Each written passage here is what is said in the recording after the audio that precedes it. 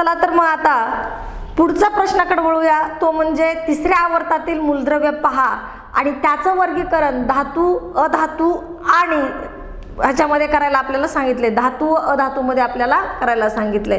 तिसऱ्या आवर्तामध्ये असणारे मूलद्रव्य आपण पाहूया।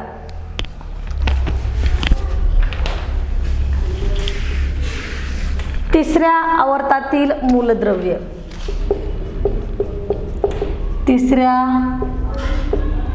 तिसऱ्या आवर्त असंही लिहू शकतो आपण त्या ठिकाणी।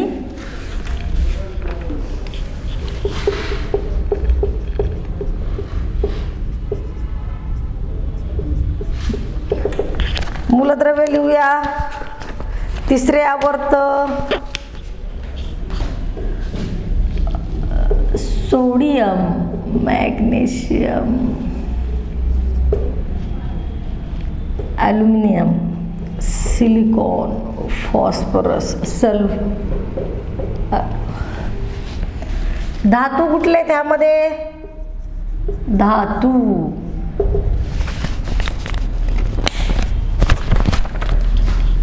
सोडियम, मॅग्नेशियम,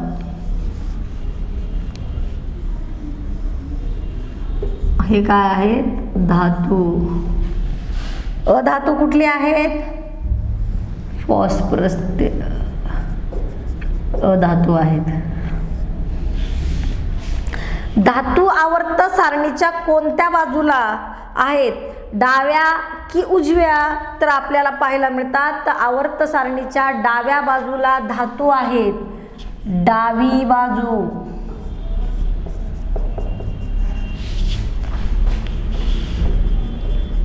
उजवी बाजू,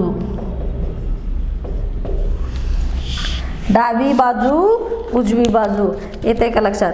तुम्हाला आवर्त सारणीच्या कोणत्या बाजूला आढळलेले आपल्याला पाहायला मिळतात? तर डाव्या बाजूला धातू, उजव्या बाजूला अधातू आहेत। धातू अधातू गुणधर्म हे आपण पाहूया। धातू आणि अधातू गुणधर्म आपण पाहूया। कसा आहे पहा, सोडियम, मॅग्नेशियम अशी धातुरूप मूलद्रव्य डाव्या बाजूला आहेत, तर सल्फर, क्लोरीन अशी अधातू, sulphur, chlorine, phosphorus, sulphur, chlorine अशी अधातू रूप मूलद्रव्य उजव्या बाजूला आहेत। या दोन्ही प्रकारामध्ये आपल्याला सिलिकॉन हे धातू सदृश्य मूलद्रव्य पाहायला मिळतं। काय आहे हा? धातू सदृश्य।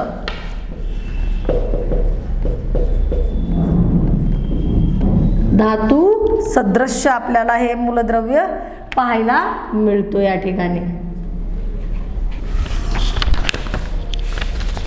ठीक आहे, मग आता धातू झाला, अधातू झाला, धातू सदृश्य झाला, हे आपल्याला पाहायला मिळालं। पहा, या तिसऱ्या आवर्ताचं जर आपण अवलोकन केलं, तिसऱ्या आवर्ताचं जर आपण निरीक्षण केलं तर आपल्याला काय दिसतं? तर धातू हे डाव्या बाजूला आहेत, अधातू हे उजव्या बाजूला आहेत। तर सोडियम, मॅग्नेशियम, ॲल्युमिनियम हे धातुरूपी आपल्याला पाहायला मिळतात मूलद्रव्य, तर फॉस्फरस, सल्फर, क्लोरीन, आर्गॉन हे अधातू मूलद्रव्य आपल्याला पाहायला मिळतात। या दोघांच्या मध्ये हा सिलिकॉन जो आहे तो धातू सदृश्य आहे। सिलिकॉन जो आहे तो काय आहे? धातू सदृश्य आपल्याला पाहायला मिळतो।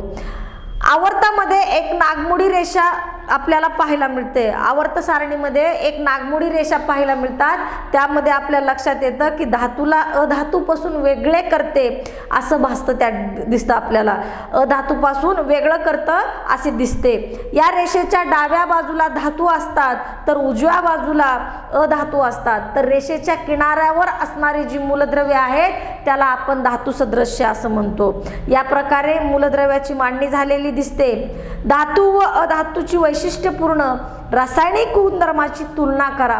आता रासायनिक गुणधर्म कुठले आहेत ते आपण पाहूया। सध्या आपण जर पाहिलं तर आयनिक संयुगाच्या रासायनिक सूत्रावरून असे दिसते की धातूच्या अणूची प्रवृत्ती जी आहे ती स्वतःची संयुजा इलेक्ट्रॉन गमावून धनायन बनण्याची असते।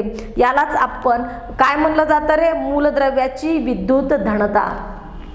जेवढे काही धातू आहेत यांच्याकडे जर निरीक्षण केलं तर आपल्याला असं दिसतं की धातूमध्ये इलेक्ट्रॉन देण्याची जी क्षमता असते ती सर्वाधिक असते, कारण की सहज इलेक्ट्रॉन देऊन ते स्वतः स्थिर होतात आणि जर इलेक्ट्रॉन दिलं तर त्याला आपण काय म्हणलं जातं, तो धनता प्राप्त करतो, यालाच आपण विद्युत धनता असं म्हणलं जातं.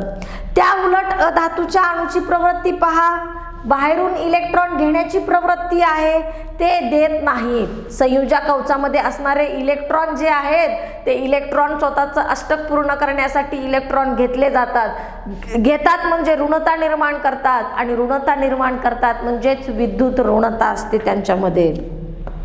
धनप्रभारी केंद्रकामुळे प्रयुक्त होणाऱ्या आकर्षण बलामुळे अणूमध्ये धरून ठेवले जातात. मग कोणत्याही अणूतील सर्वच इलेक्ट्रॉन हे त्याच्यावर धनप्रभारी केंद्रामुळे काय होतात, प्रयुक्त होणाऱ्या आकर्षण बलामुळे अणूमध्ये धरून ठेवले जातात. संयुजा कवचातील इलेक्ट्रॉन व अणुकेंद्रक यांच्या दरम्यान आतील कवचामधील इलेक्ट्रॉन असतात, त्यामुळे संयुजा इलेक्ट्रॉनवर आकर्षण बल जे आहे ते प्रयुक्त करणारा परिणामी केंद्रीय भार हा मूळच्या केंद्रीय प्रभारापेक्षा थोडासा कमी असतो, आपल्याला पाहायला मिळतो. काय लक्षात येतं की जी की संयुजा कवचातील इलेक्ट्रॉन आणि अणुकेंद्र यांच्या दरम्यान आतील कवचामधील इलेक्ट्रॉन असतात, बरोबर आहे. त्यामुळे संयुजा इलेक्ट्रॉनवर आकर्षण बल प्रयुक्त करणारा परिणामी केंद्रीय प्रभार हा मूळच्या केंद्रीय बलापेक्षा थोडासा कमी असतो आणि त्यामुळे ते इलेक्ट्रॉन दिले जातात, काही इलेक्ट्रॉन घेतले जातात, असं होत असतं त्या ठिकाणी. आकृतीमध्ये जर तुम्ही पाहिलं तर ही नागमोडी रेषा तुम्हाला पाहायला मिळते. नागमोडी रेषा दर्शवते की डाव्या बाजूला धातू आहेत, उजव्या बाजूला अधातू आहेत, आणि ह्या नागमोडी रेषेवर धातू सदृश्य आहेत. नागमोडी रेषेवर काय आहेत, धातू सदृश्य आपल्याला पाहायला मिळतात त्या ठिकाणी. धातूमध्ये असणारी संयुजा इलेक्ट्रॉन संख्या कमी 1 ते 3 असते. धातूमध्ये इलेक्ट्रॉन संयुजा 1 ते 3 असते, 1 2 3 अशी संयुजा इलेक्ट्रॉन असते, आणि ही संयुजा इलेक्ट्रॉन सहज काय केलं जातं, दिले जातात. संयुजा इलेक्ट्रॉनवर प्रयुक्त होणारा परिणामी केंद्रकीय प्रभार सुद्धा कमी असतो. इलेक्ट्रॉन जेवढे कमी परिणाम त्याच्यावर होणारा जो काही परिणाम आहे तो सुद्धा त्या ठिकाणी कमी होतो. या दोन्हीमध्ये जर आपण विचार केला, या दोन्ही घटकांचा एकत्रित परिणाम म्हणून धातूमध्ये संयुजा इलेक्ट्रॉन गमावण्याची जी प्रवृत्ती असते ती जास्त असते, आणि धातूमध्ये इलेक्ट्रॉन गमावून काय केलं जातं की त्या ठिकाणी एक स्थायी स्वरूपाचं इलेक्ट्रॉन स्वरूपण प्राप्त होतं, आणि ते प्राप्त कशाचं करतात, जवळच्या राजवायूचं इलेक्ट्रॉन स्वरूपण प्राप्त करत असताना आपल्याला पाहायला मिळतं, आणि त्याला धन आयन बनण्याची प्रवृत्ती जास्त असते. कोणाकडे असते धन आयन बनण्याची प्रवृत्ती, धातूकडे जास्त असते. मूलद्रव्याची ही प्रवृत्ती किंवा विद्युत धनता म्हणजे त्या मूलद्रव्याचा धातू गुणधर्म होय. तर आपल्याला माहिती आहे, आपण आवर्तामध्ये जर पाहिलं तर धातू गुणधर्म जो आहे तो डावीकडून उजवीकडे कमी कमी होत जाताना आपल्याला पाहायला मिळतो. डाव्या बाजूला जर पाहिलं तर सर्वात जास्त धातू गुणधर्म पाहायला मिळतो, उजव्या बाजूला पाहिलं तर सर्वात कमी धातू गुणधर्म आपल्याला पाहायला मिळतो. म्हणजे डावीकडून उजवीकडे जात असताना धातू गुणधर्म कुठेतरी कमी होत असताना आपल्याला पाहायला मिळतो. एका गणात वरून खाली जाताना नव्या कवचाची भर पडून हे कशात होतं, गणामध्ये विचार करा. गणामध्ये इलेक्ट्रॉनची संख्या काय होते, जी की कवचाची संख्या जी आहे ती वाढत जाते. गणामध्ये काय होतं की कवचाची संख्या वाढत जाते, म्हणजे येणारा प्रत्येक इलेक्ट्रॉन नवीन कवच घेऊन येत असतो, नवीन कवच घेऊन येत असतो. म्हणून त्या ठिकाणी काय होतं की केंद्रक व संयुजा इलेक्ट्रॉन यांच्यातील अंतर वाढतच जातं. त्यामुळे परिणामी केंद्रकीय प्रभार कमी होऊन संयुजा इलेक्ट्रॉनवरील आकर्षण बल सुद्धा कमी होतं, आणि सहज इलेक्ट्रॉन काय केले जातात, दिले जातात. त्यामुळे संयुजा इलेक्ट्रॉन गमावण्याची जी प्रवृत्ती आहे ती सर्वात जास्त गणामध्ये असते, बरोबर आहे. म्हणजे गणामध्ये आपण पहिला 1 2 3 गणामध्ये जर बघितलं तर, मग आता इलेक्ट्रॉन गमावल्यावर उपांत्य कवच बाह्यतम ठरते. उपांत्य कवच जे आहे ते बाह्यतम ठरते आणि हे उपांत्य कवच जे आहे पूर्ण अष्टक असल्यामुळे तयार झालेल्या धनायनाला विशेष स्थैर्य प्राप्त होत असतं. त्यामुळे इलेक्ट्रॉन गमावण्याची अणूची जी प्रवृत्ती आहे ती आणखीन वाढतच जात असताना आपल्याला पाहायला मिळते. संयुजा गमावण्याची जी अणूची प्रवृत्ती म्हणजे धातू गुणधर्म आणि त्यामुळे गणात वरून खाली जाताना मूलद्रव्याचा धातू गुणधर्म वाढत जात असतानाचा कल आपल्याला दिसू लागतो. एका आवर्तात डावीकडून उजवीकडे जाताना बाह्यतम कवच तेच राहते, मात्र केंद्रकावरील धनप्रभार वाढत जात गेल्याने अणुत्रिज्या कमी होत जाते. मग अणुत्रिज्या जर कमी होत गेल्याने प्रयुक्त होणारा परिणामी केंद्रकीय प्रभार वाढत जातो आणि त्यामुळे संयुजा इलेक्ट्रॉन गमावण्याची अणूची प्रवृत्ती कमी होते. म्हणजेच आवर्तामध्ये डावीकडून उजवीकडे जाताना मूलद्रव्याचा धातू गुणधर्म कमी होत जाताना आपल्याला पाहायला मिळतो.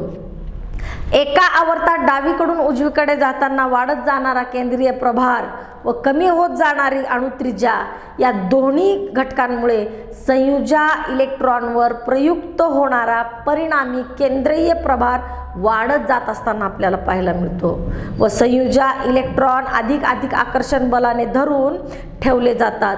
यालाच अणूची विद्युत ऋणता असं म्हणलं जातं. यालाच अणूची विद्युत ऋणता असं म्हणलं जातं.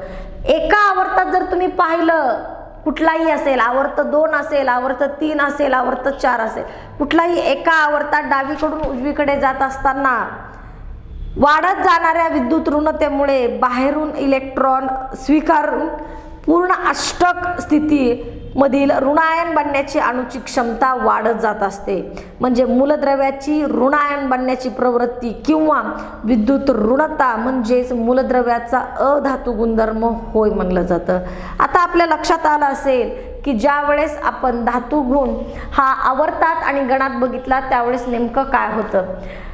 कुठल्याही याच्यामध्ये धातू गुण जर बघत असाल, कुठल्याही आवर्तात जर एका आवर्तात जर बघत असाल तर आपल्याला काय दिसतं की धातू गुणधर्म डावीकडून उजवीकडे जात असताना कमी होतो. का कमी होतो? कवचाची संख्या तीच राहते, इलेक्ट्रॉनची संख्या वाढते आणि इलेक्ट्रॉनची क्षमता वाढली तर ते केंद्रकाकडे खेचले जातात.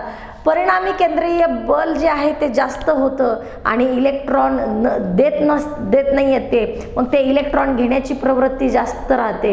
इलेक्ट्रॉन घेण्याची प्रवृत्ती जास्त होते आणि तो स्थिरता प्राप्त करतो. म्हणजे त्या ठिकाणी त्याच्यावरती ऋणप्रभार जास्त वाढतो. ऋणप्रभार जेवढा जास्त आहे तेवढा तो काय आहे, अधातू म्हटलं जातं.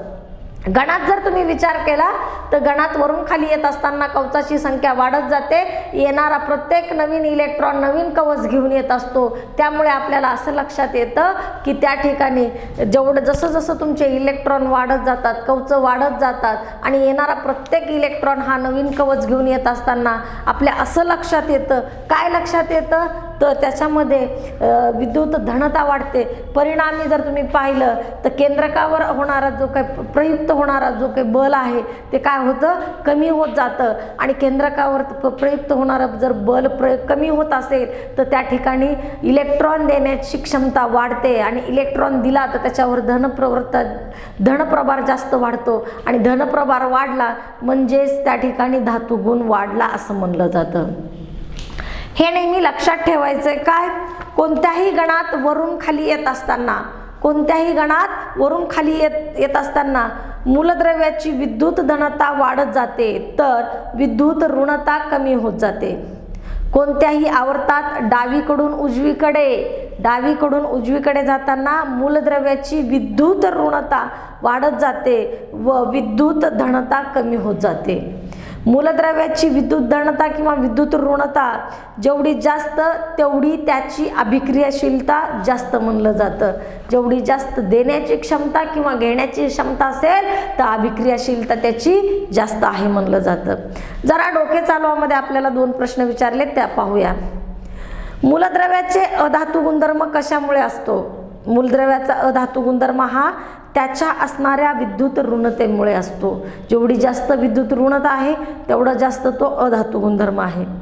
आवर्तामध्ये डावीकडून उजवीकडे जाताना मूलद्रव्याचा अधातू गुणधर्म बदलण्यामागे अपेक्षित कल काय आहे?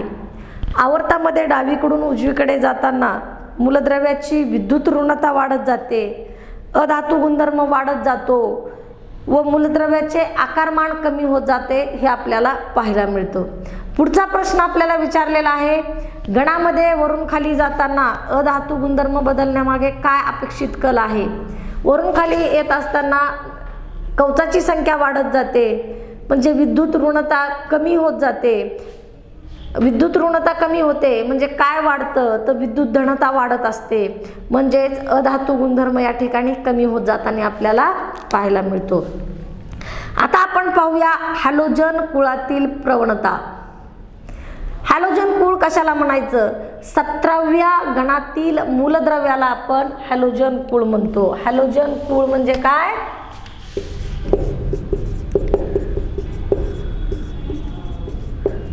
कशाला म्हणायचं? 17वा गण.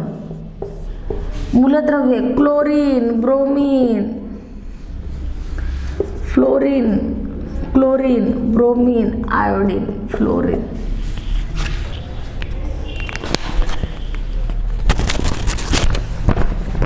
गण 17 मध्ये हॅलोजन कुलाचे सदस्य आहेत. सर्वांचे जे की रेणुसूत्र तयार करण्याची जी पद्धत आहे, हॅलोजन कुळातील मूलद्रव्यांना आपण X ने संबोधतो.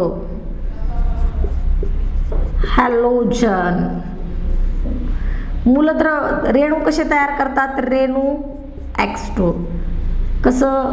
F2Cl2 Br2 I2 F2 असं. तर आपल्याला लक्षात घ्या, भौतिक स्थितीमध्ये प्रवणता दिसून येते. यामध्ये फ्लोरीन, क्लोरीन, फ्लोरीन आणि क्लोरीन काय आहेत?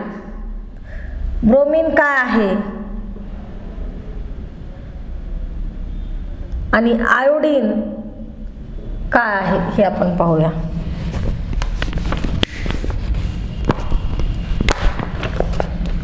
फ्लोरीन, क्लोरीन वायू आहेत, हा द्रव आहे आणि हे काय आहे? स्थायू आहेत. फ्लोरीन, क्लोरीन, आयोडीन हे काय आहेत? फ्लोरीन, क्लोरीन वायू आहेत, ब्रोमीन हा द्रव आहे आणि I2F2 काय आहेत? स्थायू आहेत, हे लक्षात येतं. आता सगळ्यात महत्त्वाची गोष्ट, ज्यावेळेस आपण एखादा धातू पाण्याबरोबर अभिक्रिया करतात त्यावेळेस नेमकं काय होतं? धातू म्हणजे मेटल म्हणलं जातं. मेटलची अभिक्रिया पाण्याबरोबर करा. धातूची अभिक्रिया पाण्याबरोबर केल्यानंतर मेटल हायड्रॉक्साईड तयार होतात आणि हायड्रोजन वायू मुक्त होतो.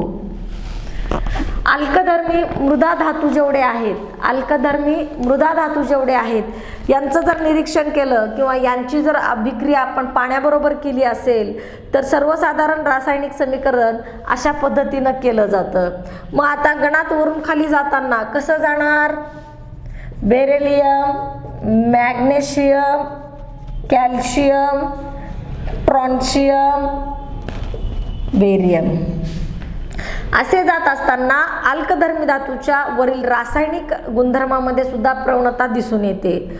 दुसऱ्या गणात वरून खाली जाताना अल्कधर्मी मृदा धातूची अभिक्रियाशीलता वाढत जाते व त्यामुळे ही अभिक्रिया होण्यासाठी आपण सहज काय केलं जातं? त्याच्यात वाढत जाते.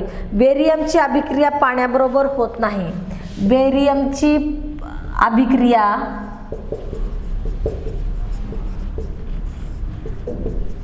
पाण्याबरोबर होत नाही. मॅग्नेशियम ची अभिक्रिया पाण्याच्या वाफेबरोबर होते.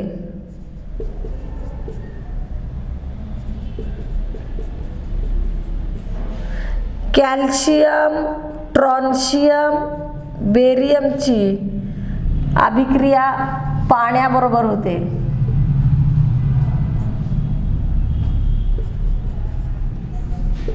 पहा, वरून खाली जात असताना अभिक्रियाशीलता वाढत जाते म्हणून बेरियमची अभिक्रियाशीलता पाण्याबरोबर होत नाही. मॅग्नेशियमची अभिक्रिया पाण्याच्या वाफेवर होते. कॅल्शियम ट्रॉन्शियम बेरियमची पाण्याबरोबर नॉर्मल वॉटर बरोबर होत असताना पाहायला मिळतात. म्हणजे अल्कधर्मी मृदा धातू ज्यावेळेस पाण्याबरोबर अभिक्रिया करत असतात त्यावेळेस काय केलं जातं, मेटल हायड्रॉक्साईड्स आणि हायड्रोजन वायू बाहेर टाकला जातो. गण 2 ची मूलद्रव्ये आहेत बेरियम, मॅग्नेशियम, कॅल्शियम, ट्रॉन्शियम, बेरियम. बेरियमची अभिक्रिया पाण्याबरोबर होत नाही. मॅग्नेशियमची अभिक्रिया पाण्याच्या वाफेबरोबर होते. कॅल्शियम ट्रॉन्शियम बेरियमची पाण्याबरोबर होते, सहजतेने आपल्याला पाहायला मिळतं. आता हॅलोजन कुळ जे आहे म्हणजे 17वा गण म्हणायचं. हॅलोजन कुळ 17वा गण. फ्लोरीन, क्लोरीन, ब्रोमीन, आयोडीन हे मूलद्रव्ये त्याच्यामध्ये येतात. हॅलोजनलाच आपण X ने डिनोट करतो. याचे रेणू कसे तयार होतात, X2 न तयार करतात. म्हणजेच F2Cl2 Br2 I2 F2 असे तयार होतात. F2 आणि Cl2 म्हणजेच वायू, Br2 हा द्रव आहे, I2 F2 काय आहे, स्थायू आहे. कुठल्याही अल्कधर्मी मृदा धातूची अभिक्रिया पाण्याबरोबर होत असताना मेटल हायड्रॉक्साईड्स धातूची हायड्रॉक्साईड्स तयार होतात आणि हायड्रोजन वायू मुक्त होतो. जर तुम्ही गणात वरून खाली जात असताना अभिक्रियाशीलता वाढत जाते. मग सुरुवातीला याची अभिक्रिया बेरियम, मॅग्नेशियम, कॅल्शियम, ट्रॉन्शियम, बेरियम ही गण 2 ची मूलद्रव्ये आहेत. वरून खाली जाताना अभिक्रियाशीलता वाढते म्हणजे बेरियमची अभिक्रियाशीलता बाकीच्या मूलद्रव्यांपेक्षा कमी आहे. म्हणून बेरियमची अभिक्रिया पाण्याबरोबर होत नाही. मॅग्नेशियमची अभिक्रिया पाण्याच्या वाफेबरोबर होते. कॅल्शियम ट्रॉन्शियम बेरियमची अभिक्रिया फक्त पाण्याबरोबर सहज होत असताना आपल्याला पाहायला मिळते. अशा पद्धतीनं आपला भाग 1 चा दुसरा धडा कंप्लीट झालेला आहे. आता भाग 1 चा तिसरा धडा नेक्स्ट व्हिडिओमध्ये आपण पाहूया.